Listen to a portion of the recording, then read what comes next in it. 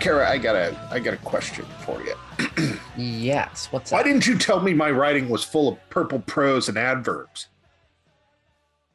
Well, there were so many other things to mention.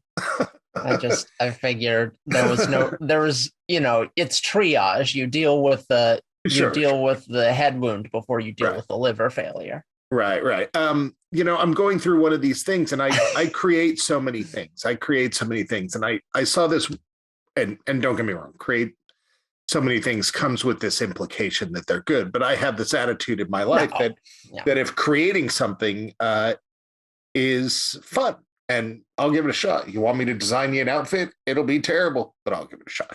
Um, right.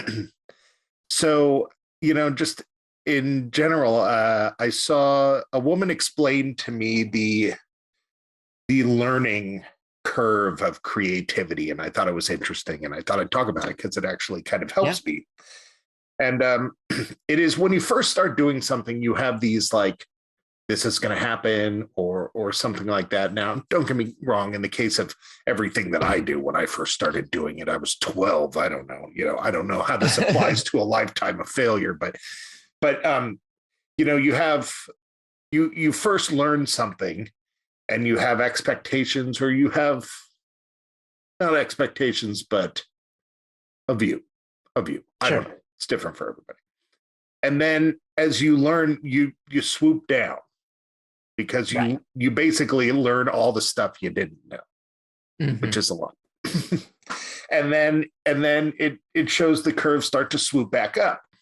And she was saying you never get back to where you initially were, but Right. you do get closer. So you go from dreamer to reality to expert working, which is a constant uphill battle.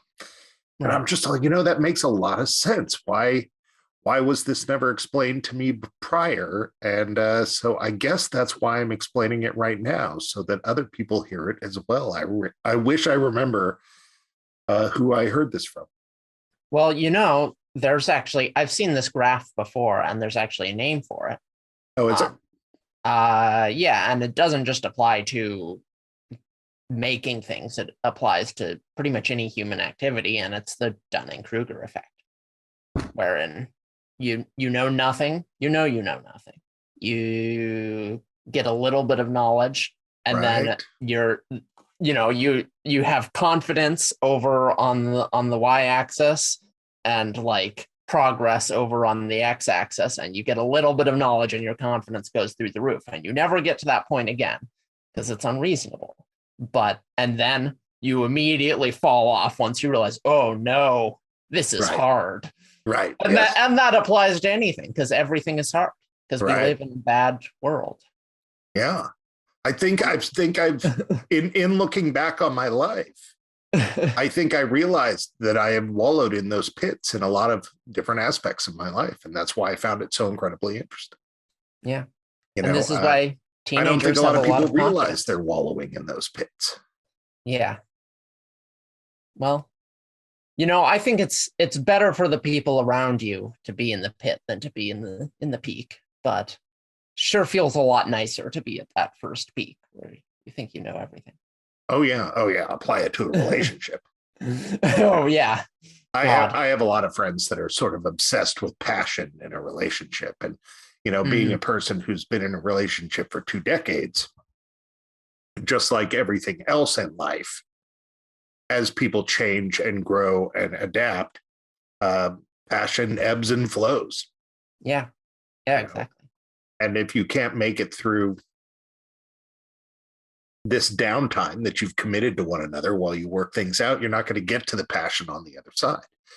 And that's why I see people who can't hold down a relationship a lot of the time, or either have like traumas they need to work through, or Sure. of course, but tend to be sort of obsessed with this passion. Right. They just If want that passion first is phase. right, yeah, yeah, and it happens a lot with art and creativity and probably people's careers. I don't know what happened to me. Apparently I'm positive now. This is new chance. Positive. Well, excellent. Maybe you're coming out of that valley. Yeah. You're Well, coming out of unfortunately, the negative valley was of my mental brand. health. Yeah. Negative was Yeah. my brand. So it's like, What we need to do is get you like a fake mustache to go over your real mustache yeah. and be like, Chauncey is dead, but this is Chauncey from the negative zone. He's Right. super positive. He's peppy, you know. Yeah. So I having wonder a if full people would beard, buy that.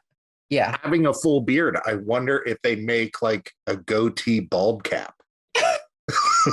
Like just like a I piece don't of know skin how that would that I work. can put around the front of my beard. So really, I just have like huge pork chops and some like neck beard.